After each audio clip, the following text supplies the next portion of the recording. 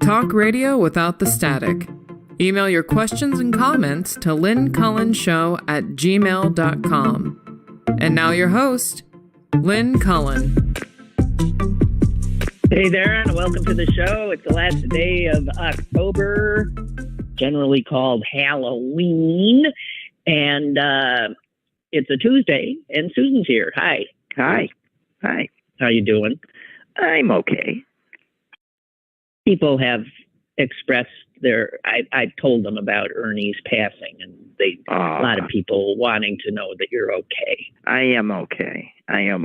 But I just opened my iPad, and what flashes up at the most gorgeous picture of him just looking at me. Right.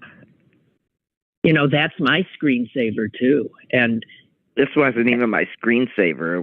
It wasn't? It just popped up. One of those. Oh, gosh. Oh, man. Taunting me.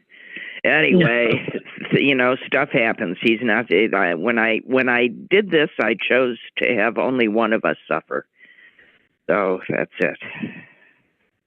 Well, he was a lucky guy to have had you, because he was an unusual dog, and a lot of people wouldn't have put up with him. Frankly, me included. I was his special needs human. Yeah, I know. Yeah, he was lucky guy. Oh, okay. Oh Lord. I don't know where to start, Suze. I don't know. Everything's so awful. Go ahead, pick something. Pick something? Okay. I'm going to start. You know what? I'm going to start with something that's just totally easy, okay? Just because we deserve it. Well, first of all, here's something very funny that I saw in the week. I thought this was funny. And then we'll go easy. But then we're going to have to get into it at some point. But says here from the week, after a train carrying hundreds of lawmakers to the European Parliament in Strasbourg took a wrong turn. First of all, I have a question. How does a train take a wrong turn? I don't know. I guess missed a switch somewhere, right? I don't know. A train carrying hundreds of lawmakers to the European Parliament took a wrong turn and ended up at Disneyland Paris. It was an act of God. Yes. And he said, one of the officials said, "We couldn't get out, sadly, but I could see the top of Space Mountain." What the? Okay, so there's a laugh to start with. And then, as she sniffs, there's this wondrous thing I read. I knew some of this because I'd read a book called, I think, Breath, about how we breathe. Of all our senses, of all our eyes, nose, mouth, only our nose has to work 24/7. All of our lives, our nose has to keep going, right? Our eyes can shut. Yeah. Our mouths can, Well, I don't know. Mine gets stuffed and goes on strike plenty. Yeah. Well, this is written by somebody who is always, having a stuffed nose, constantly blowing her nose. And so she looked into noses. And it's fascinating. For one thing, what they say, why can't I find the damn thing? I got it. We have two. This is the part I knew. We essentially have two noses, not on our face, but those two nostrils are two totally separate entities. Not many people know that. Well, they're each getting their own data. And they do not in any way really have anything to do with each other, except that they do. And here's what people don't know: they take turns, essentially doing the work. And I have, since I read that, I noted every once in a while, I can tell which side of my nose is working, and which side is taking a break. Most of us do not in any way. We are not aware of that. So let me get to where they explain it a little bit. It's fascinating. The nose. The nose. First of all, what this is an incredibly great sentence right here. For starters, the nose is actually two noses, which work in an alternating cycle that is somehow connected to our armpits. Okay. I kid you not. Okay. I know. You had me there. Okay. I love it. Okay. So each nostril is its own thing. It opens into its own nasal cavity. They don't have a shared nasal cavity. So each one has its own nasal cavity, which does not directly connect with the others. They are two separate organs. Isn't that interesting? Yes. Yes. And far from being passive, what's going on in that nose, in those passages, is just astonishing. And this I knew too. It is lined with essentially the same erectile tissue that a penis has. Well, yeah, that makes total sense. I mean, yes, one's nose is so sensitive. That is right. And when you can't breathe, when it swells, when it gets a hard on, essentially, that's when you feel like your nose is stuffed. It's not stuffed. It's swollen shut. It's swollen shut. Yeah. Yeah. The tissues, the erectile tissues, have just completely blocked it. So one otolaryngologist says, you can blow your nose until the cows come home. You're not going to blow the swollen tissue out. It does absolutely nothing. So they say there's something called a nasal cycle. Every few hours, one side of the nose becomes partially congested while the other opens. And then they switch, going back and forth and back and forth. The length of this trade-off varies from person to person. And most people rarely notice. We don't note it. Once you know about it, you can start noting it a bit, as I did. So the armpit stuff, I bet you're wanting to know about. I am wanting to know about the armpit stuff, but like any good tease, you're making me wait. Okay.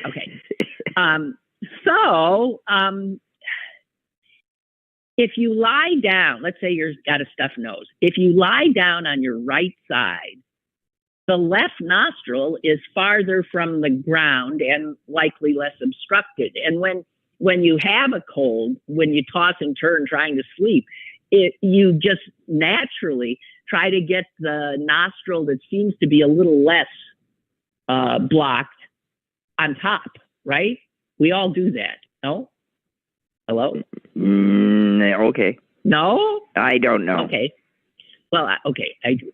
And they say that ancient yogis understood that, and they used a small crutch under the arm called a yoga danda to direct breathing to one nostril or the other.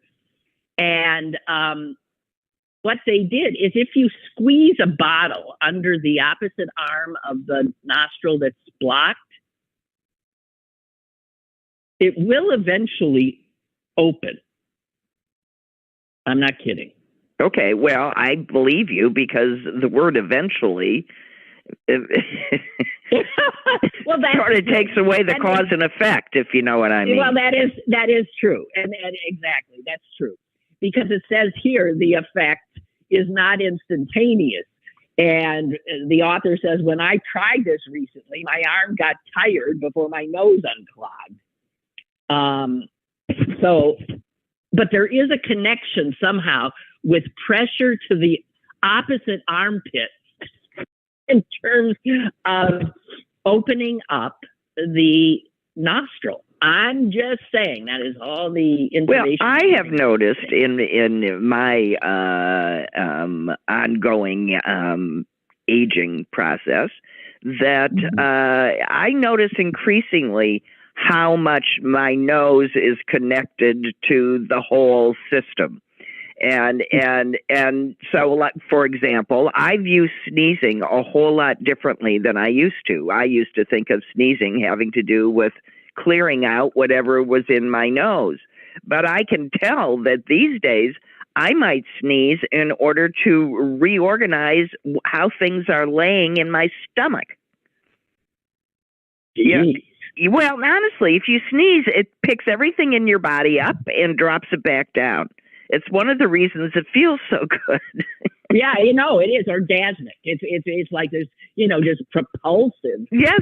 So it's not just settling what's in your nose; it's settling what's in that system. Then it runs all the way along. Okay, so you're finding that if your stomach's upset, if you sneeze, you sometimes settle it. Sometimes I am moved to sneeze, and it does settle it. It does settle. That's interesting.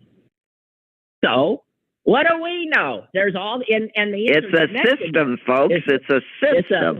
It's a remarkable system. It truly is. Okay, I have one more crazy body thing. Because some people actually and just to relate it to current events, Jewish noses are better than most. Well, you got a honker on them. That's right. That's right. So the other thing is, some people have been told, and in fact by rather reliable sources, that the average person, going to creep some people out, swallows. How many spiders? Is this the spider one?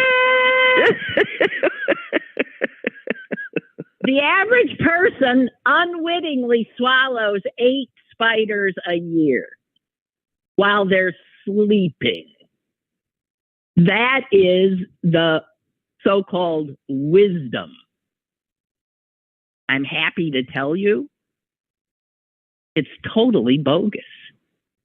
Even though Snapple, the drink, apparently they have something called real facts that they put on their caps or maybe on the inside. This was a Snapple real fact? Yes, it was a real fact. And how many people read that and freaked out and had trouble sleeping for, months thereafter? And a spokesperson from Snapple said, yes, well, that fact was retired in 2014. These facts, they're so interesting. You can have real facts, you can have alternative facts, and you can have retired facts. That's right. That fact has been, sent out to pass. Cool. Will have a good rest of its life, but will not be noted. Anyway, here's what they say. First of all, spiders don't want anything to do with humans. They avoid us. They're extremely good at avoiding us. And so the idea that they would want to crawl on a human face that's a sleeping person is ludicrous, apparently.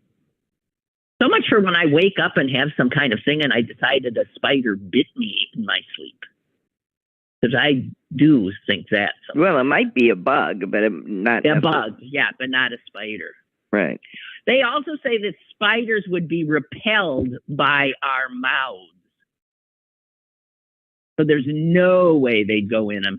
They would be repelled because a mouth is a warm, moist cave that is mostly carbon dioxide and water vapor, and none of that appeals to them.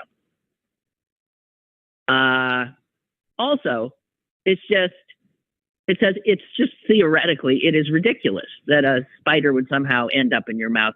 You've got a better chance of winning the Powerball than having a spider fall in your mouth while you're sleeping. Well, okay. Well, now I know it ain't going to happen. No, it's not. That's right. Now you absolutely know. So don't worry about that. But it is going to happen to some lucky guy in California. I never pay attention to that. I don't know. Something that life-changing almost qualifies as a kind of traumatic transition in a person's life. Well, I think it probably is. Everything would change, everything. And that's unsettling. Even if you think you're happy about it, your life changes, bang, like that. I don't know. And every Tom, Dick, and Harry comes calling, all of a sudden you become, King Midas. That would be, I think, tough. But people want to give it a shot. Obviously. Well, for a lot of people, it's better than the alternative. Well, yeah. Well. Too much is always a problem, but it's not usually as big a problem as too little. Not usually. But water in both extremes ain't good. Yeah, I know. I'm thinking water, snow. Yeah, I immediately went. Oh, it's snowing here. Is it? Yeah. Well, it could be snow. I mean, if we had any precipitation, we're finally getting into winter ourselves here. Much snow. Just flurries. Yeah. Okay. I guess I'm. I thought I could eat up more time. There's really, I was looking today, and there's just nothing. Endlessly the same endlessness. Yeah. Okay. Yeah. So here, I'll start with a quote from historian Barbara Tuchman, which reminds me of an embarrassing situation. I think the first time I was ever interviewed, it would have been 1967 or 68. I was a student at Northwestern, and I was boarding a bus to go to God knows where, Washington maybe, for an anti-war march. And some reporter came up to me and wanted to ask me why I was going. And the reporter noted I was carrying a paperback copy of a book by Barbara Tuchman, this historian, called, I think, The Guns of August. Somebody correct me here if I'm wrong, but I think that was about World War I. Yeah. And the reporter was smart enough to have known The Guns of August and said, I see. That's what made her, it was a woman, come toward me. I see you've got The Guns of August there. And she asked me some question about war and why I was getting on this bus and stuff. And I remember standing there like a deer in the headlights. First of all, I'd barely begun the book, so I didn't know anything about the damn book. I was carrying it, intending to read it on the. But think Donald Trump in the Bible. Go ahead. Yeah. Okay. Exactly that. Exactly that. So it was. It was. I don't remember what I said, but it was some word salad of some sort. But okay. So here's a quote from Barbara Tuchman. And it says, war is the unfolding of miscalculations.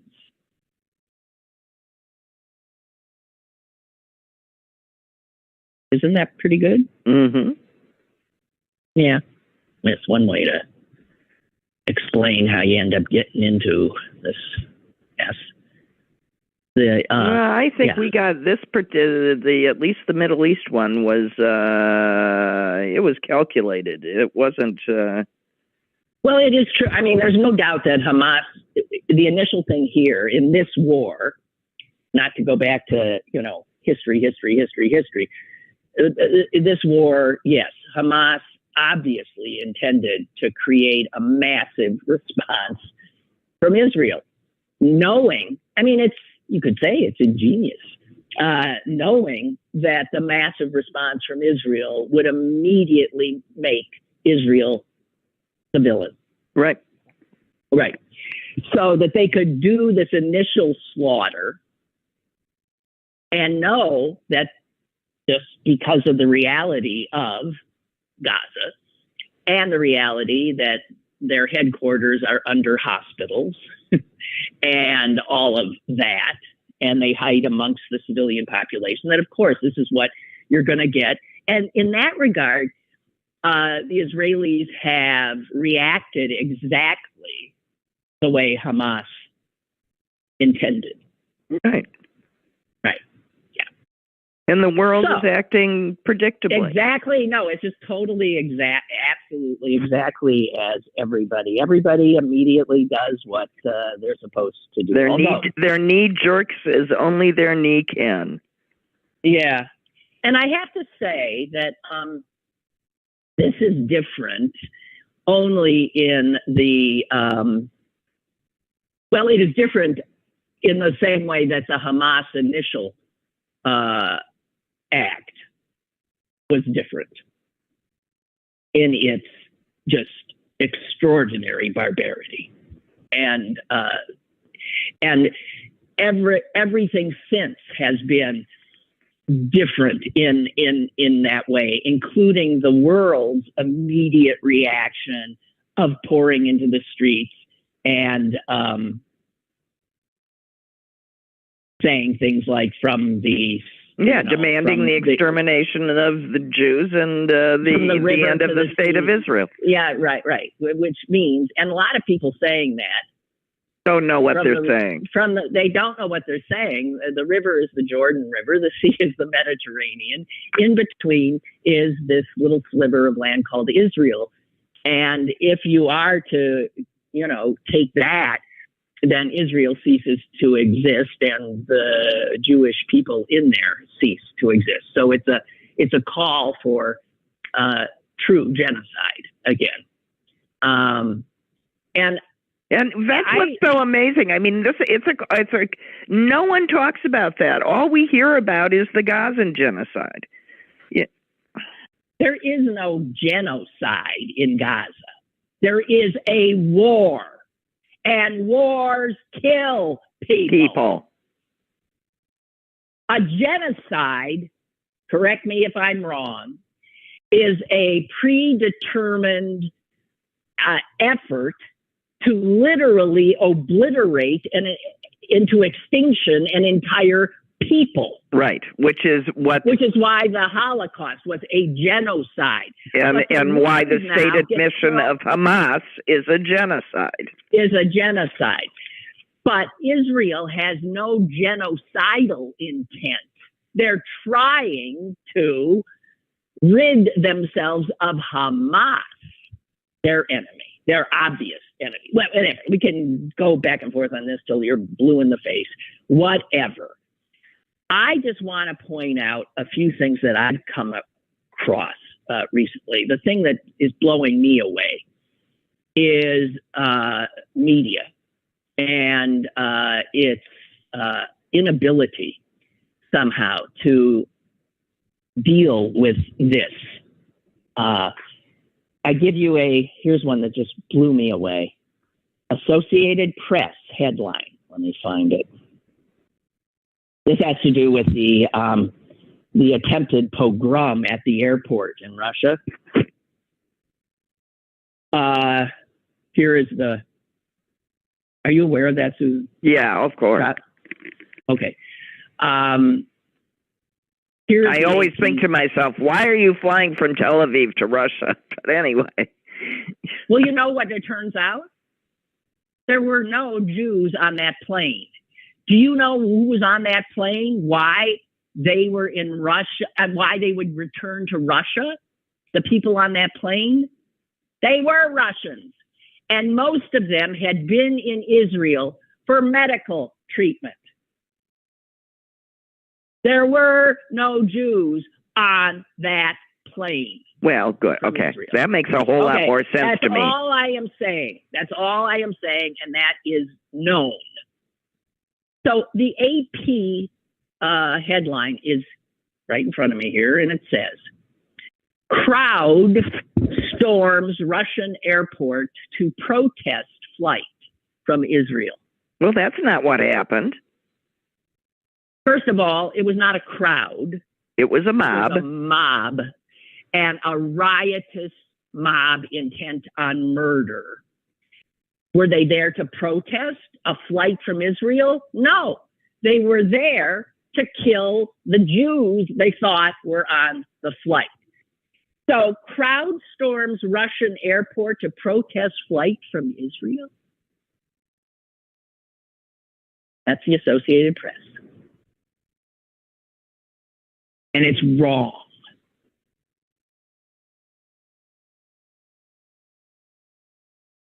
The New York Times has been doing some doozies too. Listen to this one. A student at Yale wrote a piece.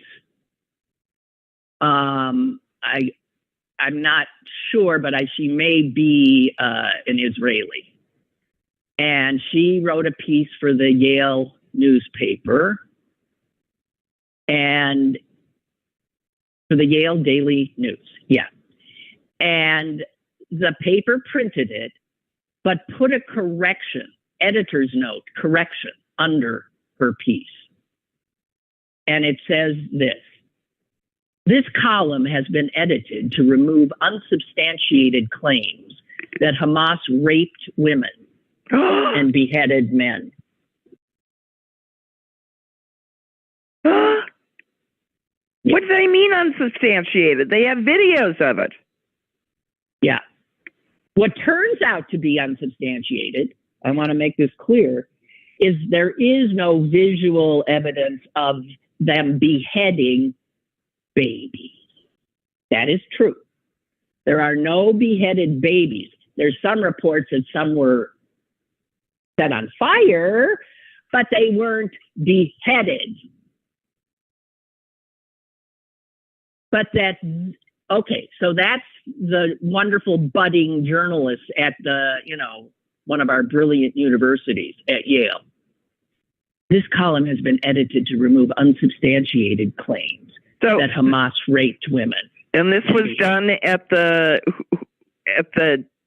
New York Times edited it? No. The Yale newspaper, the Yale Daily News. Oh, okay. Okay. No, the progressive editors. No. Right. Well, yeah. I mean, whatever.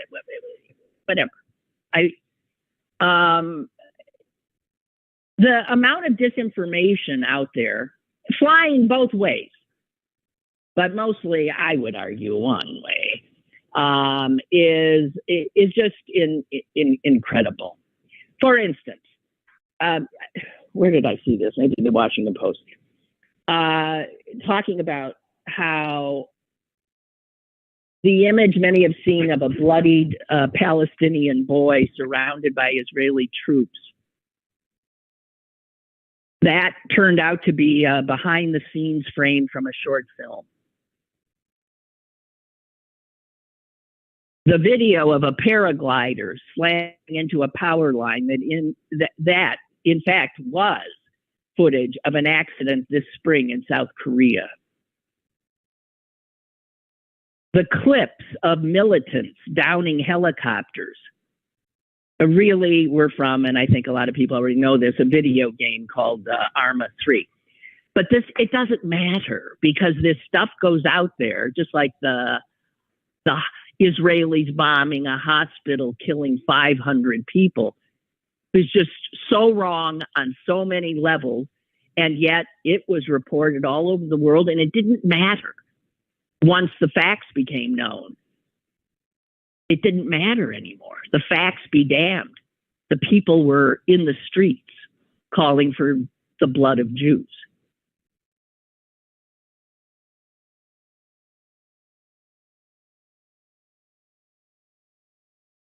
Let's go back to talking about noses. Yeah. Okay, wait. I just have a few more things here that I have to get off my chest.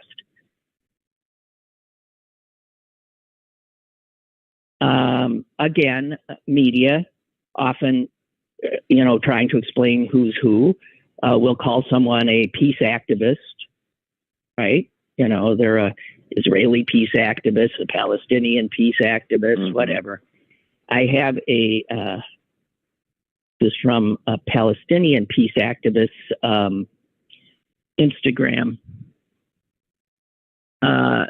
She's always called a Palestinian peace activist every time she's in the news. And she says, "We will slaughter you. We are waiting for you. What Hitler did to you was nothing. We will drink your blood and eat your skulls. We are waiting for you." That is Ahed Tamimi. Lovely looking woman. She's a peace activist? Yes. Oh, okay. To make that clear. Okay, and here's something else that I need to get off my chest. Well, before you do that, let me, this that rings very true to me, because you know that I have a very good friend who is Egyptian by birth and has been working for years on peace in the Middle East. And when this all happened, the first thing I got from her was a screaming thing saying maybe we shouldn't talk. And I thought, oh, okay. Good, peace activist. I'll take you at your word. Yeah. Well, as many Jews say, the silence from some of our friends is just stunning. Okay, here, the ignorance of history is just so extraordinary. Okay, so Jews were given through a United Nations decree. They did it absolutely like as legally as a country can be formed. Israel was formed. The UN said, okay, we give it to you. It's 1948. Jews at the time were living as always, Jews are scattered. Jews are minorities everywhere they are, but they're scattered all over. But there was always a huge Jewish presence in the Middle East, which encompasses all the Arab nations. And in 1948, as soon as Israel, the state of Israel, was by international mandate established, every one of these nations told the Jews, their Jewish citizens, get the hell they expelled out. their Jews. They often confiscated all of their property and they threw them out. And I'm just going to give you some population figures and you can check them out. The Jewish population of Egypt in 1948 was 75,000 Jews. That for Jews, that's a sizable hunk. Now, maybe 40. 40 people? Not 40,000. 40. No, 40 people. Right. The Jewish population of Iraq in 1948 was a huge population. 150,000 Iraqis were Jews, and they were very much a part of that country in every way, in the way Jews are in this country. I mean, they were everywhere. How many Jews are in Iraq now? The most anybody is aware, 7. 7. Lebanon had 20,000 Jews in 48. They threw them out. All were sent running. Presently, there's 100 idiotic Jews in Lebanon. Yemen, 50,000 Jews in 48. Now, 50. And you think, listen, these are citizens of these countries who happen to be Jews, sort of like me here in the United States. As if something happens, a country is given the go-ahead by the UN, and then all of a sudden, all of these Jews living in these countries were told, get the hell out of here. And stop and think what else. It just occurred to me. Where are they supposed to go? So I guess a lot of them ran to Israel. So in some respects, Libya and Yemen and Morocco and Syria and Tunisia and Algeria and Iraq, by their forced expulsion of literally hundreds and hundreds of thousands of Jews in that 1 year of Israel's founding, helped populate Israel immediately with Jews. And set the example that you send the other out. That's what you do. Correct. But people don't give a shit about this sort of minutia of what really was happening. Yes, a bunch of people got displaced. And it's why I always say, Palestinians and Jews, we have so much in common. It is amazing that we have not figured out that we need to join each other. Well, I'm going to say again, I think a lot of them were. I think there were a lot of Israelis and Palestinians that were forging those bounds. We know that. We know that because we know some of them. Yes. I really do think that people were smelling peace, and that had to be stopped. Well, I don't know. The last time it happened, there was an assassination, and it ended. This time it was Hamas, and it's ended. So, anyway, I am just saying, though, that, okay, I don't know if everybody hates the Jews. Okay, so the New York Times today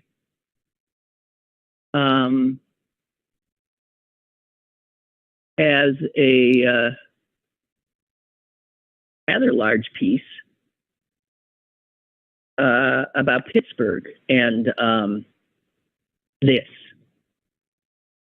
and specifically focusing on our Congress, a woman who's named Summer Lee. She was elected in the last cycle in 22, and she is the first Black woman in the congressional delegation from Pennsylvania. Amazing. And given that this congressional district in Western Pennsylvania, which is not a heavily Black, that elected a Black woman, okay, Summer Lee, very progressive.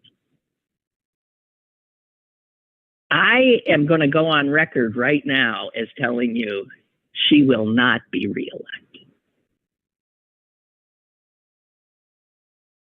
She will be another collateral damage from this, and brought on mostly by her own self and her own equivocation. The Times reported that this Friday, in an interview, she was heading to a memorial service for the Jews murdered 5 years before at Tree of Life. And she was railing against Israel. And she says, Israel, here's her quote, "It looks increasingly like a genocide of innocent Gazans, half of them children."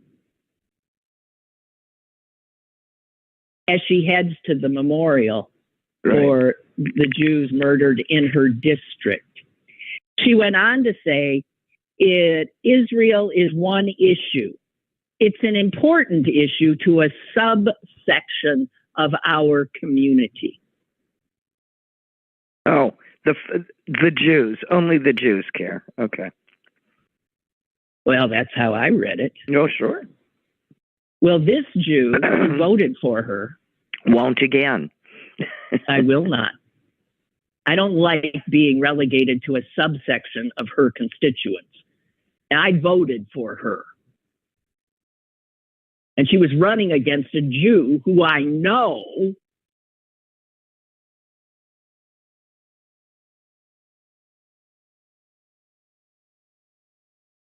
who ended up endorsing her when he lost in the primary. He endorsed her. Well, call him up and apologize and tell him to run again. No, I'm not apologizing to him. I didn't think he was a great candidate. But no, that's it for me. Well, Cori Bush is running into the same thing in St. Louis. Yeah, well, I can't get into my head that she's heading. This is my congressperson. She's heading to the memorial, the 5th anniversary of the Jews who were killed, and she says what she says. And the guy who killed those people was very clear. He told the police when he was arrested, "I just want to kill Jews." That's the quote from Robert Bowers. Trying to explain as they took him out of that bloodied building. "I just want to kill Jews." She's heading to the memorial for his victim and is talking about Jews creating a genocide. It gets back to what you were talking about last week, about the impossibility of a Jew to be a victim. No, we're too powerful. It doesn't count for some reason. No. It is a total but. Always. I have one more thing, and then we'll move on to something. I don't know what. This got published by somebody. All the people who care so much about the Palestinians just want to, again, guys. The United Nations, obviously, as you know, has a refugee relief fund that it deploys around the world, which is filled now with refugees. And the biggest donors to Palestine refugees in the Near East, and this is data from the UN. No friend to Israel, the UN. The largest donors trying to help the poor Gazans. United States of America, number one. Last year gave $344 million for that relief. Next, Germany, $202 million. Next, the European Union, $114 million. Next, Sweden. Next, Norway. I could go on and on before I hit an Arab nation. The oil-rich Arab nations. Look it up yourself.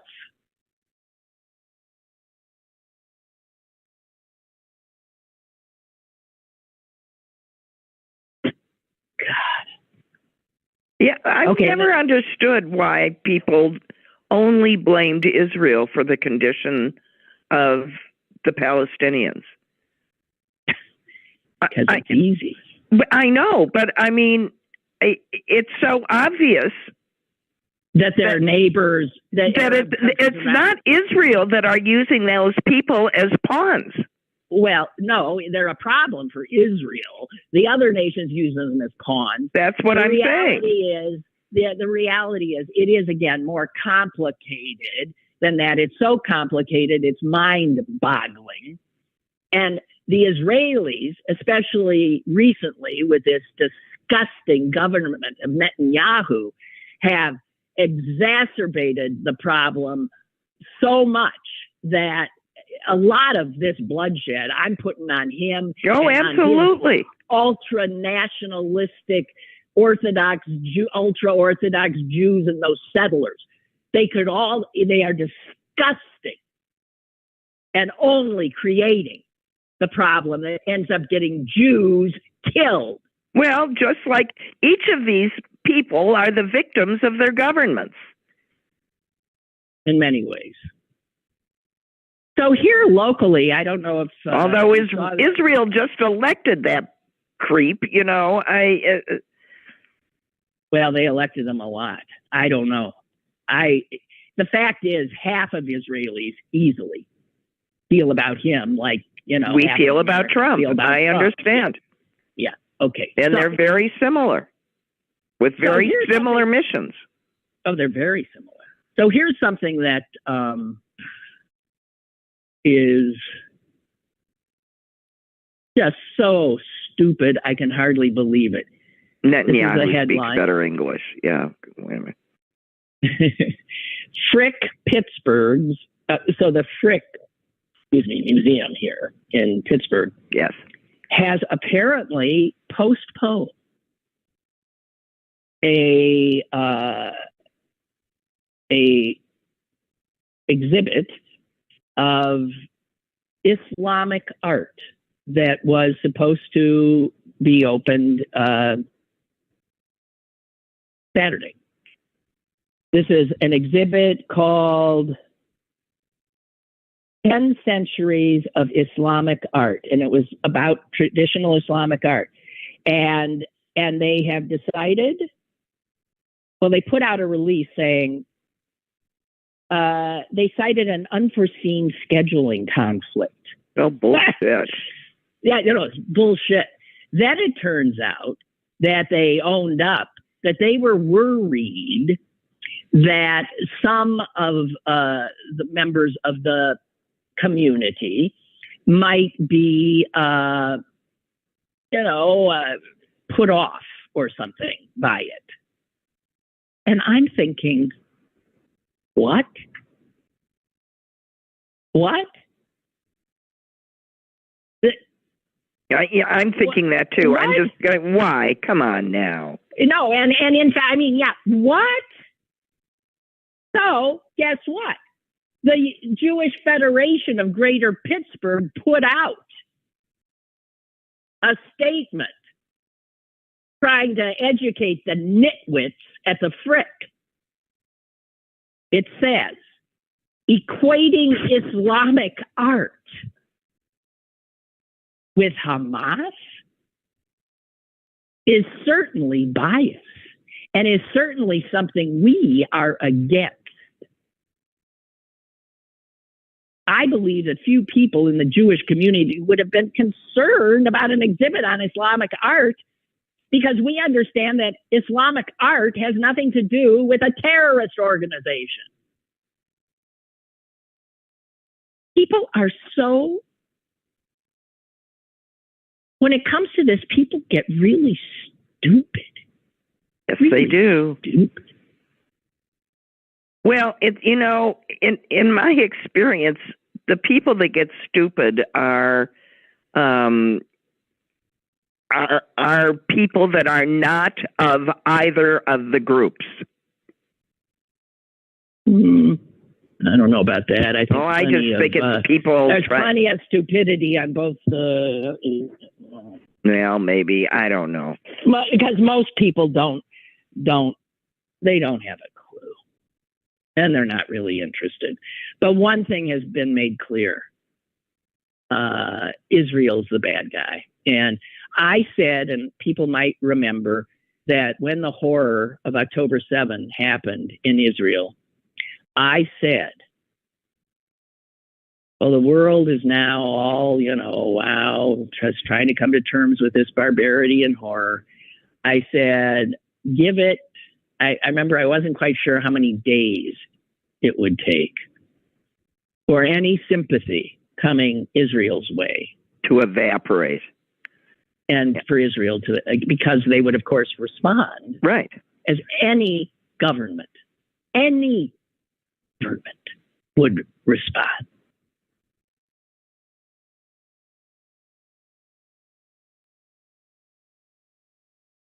So I was thinking... not only would respond, but in fact has a duty to respond. Exactly right, of course.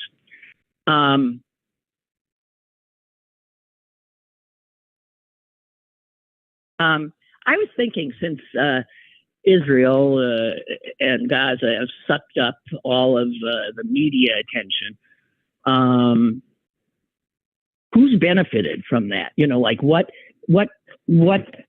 people or institutions are like breathing really a sigh of relief. Oh, thank God nobody's looking at us right now because we got trouble. And I was thinking I came up with two guys just when the idea occurred to me of that question. Who isn't getting the coverage that they would be getting if this horror had not happened? And here's one benefactor who's such a disgusting human being. Senator Robert Menendez. Oh, right.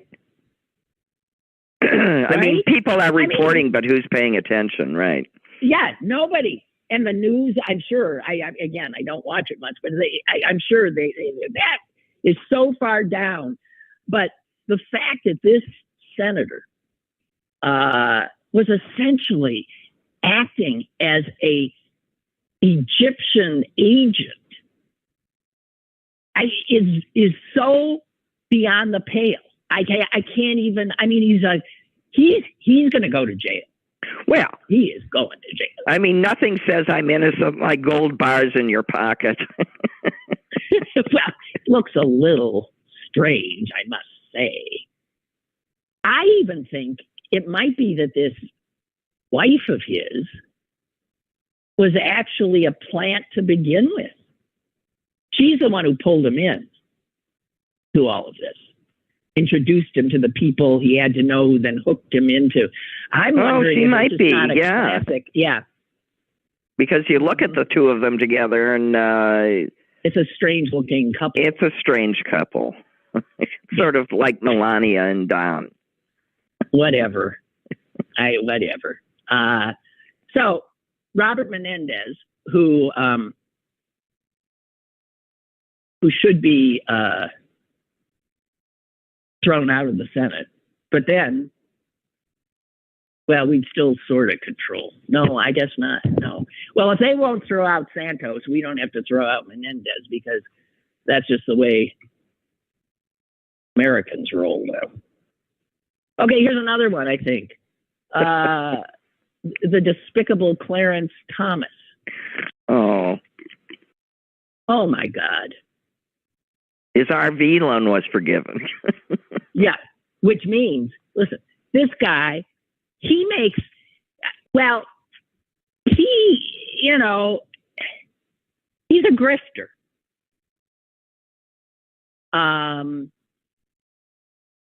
He was supposedly, this RV he drives around. The first time I read about that RV, it was years and years ago.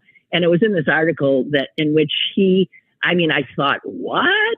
He said that he and Ginny, parked it in Walmart parking lots. I know. And I was going, I don't believe you.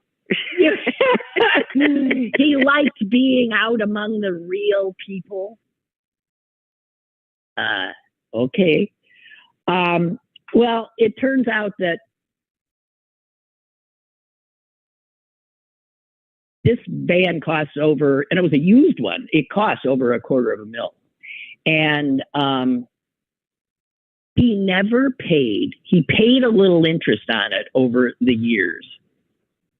And when the principal finally came due, he did not make good. He paid nothing. And the guy who originally had given him this, loaned it to him, instead granted him a 10-year extension with the same wonderful terms of just pay me the interest. And that also eventually went. He had, the guy who gave it to him eventually just said, just forget it. Just forget about it. I'll forgive it. Here's the problem. You got to report that stuff. He owes a ton of taxes. He never reports. So he has been filing totally fraudulent tax returns. Not to mention, I'm not even talking about the ethics of it. I'm talking about breaking the law. He's breaking the law. I've said forever that ethics mess. Like, let's go get him on tax fraud, like we get all the other ones. Yeah. Isn't that how they got Al Capone? Yeah, I was just going to say, if it's good enough for Al Capone, it's good enough for Clarence Thomas. It says there is no way that Thomas ever would have obtained any legitimate loan for this, given what this incredible deal he had. He's a crook. He's just a crook. I just don't understand how Danforth could have been so hoodwinked. He's got terrible taste. I mean, Danforth gave us Clarence Thomas, gave Missouri Josh Hawley. Well, so much for Danforth. I mean, Danforth was the senator from Missouri, for those of you who aren't, and he was widely believed to be an extremely moderate and wise guy. He's an Episcopal priest by yes, a fine man.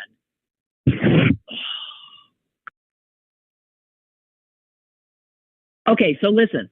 I mentioned yesterday that I was, if anyone's still there, I mentioned that we don't know. I don't know exactly if this program will be coming to you as it has been in another few months. That City Paper has its own problems with staffing, as any newspaper does these days. And it's just pretty hard for them to carry me. And they don't want, I mean, they're willing to care. They just can't. The guy who's on the other end of my earpiece right now, he has major work for City Paper to do, getting out a newspaper. And this time, hours a day that he deals with this program is making that difficult. So it could be I'm going to have to figure something else out, or somebody is going to have to, I don't know. Anybody want to go to City Paper 4 days a week and do what he's doing? You know, I don't think it's that. He keeps saying it ain't that difficult. I don't know, but it's time consuming. So here's what I said. I want you to send me your email so that if I end up, you know, and this won't happen like, you know, precipitously, but if I end up somewhere else, I want to be able to tell you. So I need to know, you know, I feel, and Susan, I'm sure, has come to appreciate this too. This feels like a family or a community or something. I feel that way. Yes, I certainly do. I truly feel that way. And I, you know, I don't want to lose you. I know some of you don't want to maybe lose this community. So if you would just send me your email, so I send it to lynncullenshow@gmail.com. A whole bunch of you did that yesterday. But I know there's a ton more. So I do need, I need you to keep sending me your emails just in case. So I have them in my back pocket. And my son came over and taught me for the first time how to cut and paste so that oh my I goodness. have this list. Well, I didn't know how to do that. I said, help me here. Otherwise, I'll be writing out these emails by hand on a piece of paper. So he showed me, and I've been so sitting here. I got a list. I got me a list now. Very cool. And I want it to grow. So lynncullenshow@gmail.com, and it'd be nice. Because who knows? One thing we do know is nothing is a given. Things change. So who the hell knows? But just as a contingency, I would really like to be able to get in touch with you. Yeah, and I'm just going to have to start talking to you. Right. God. Okay. Hey, Sue, thanks. You're welcome. Okay, heading off to Halloween with grandchildren. Happy Halloween, everybody. Oh, yeah. I have to go get candy. I haven't gotten candy yet. Uh-oh. You think there's anything left? I'll have to drink. Just the bad stuff. I'll have to give out what? Dots. Go get whole candy bars. You'll be the Okay. happiest. Yeah, the talk of the neighborhood. Right. Okay. Okay. Okay. Bye. Bye. Bye. Okay. Bye, you guys. I appreciate you being there, and happy Halloween. Toodaloo.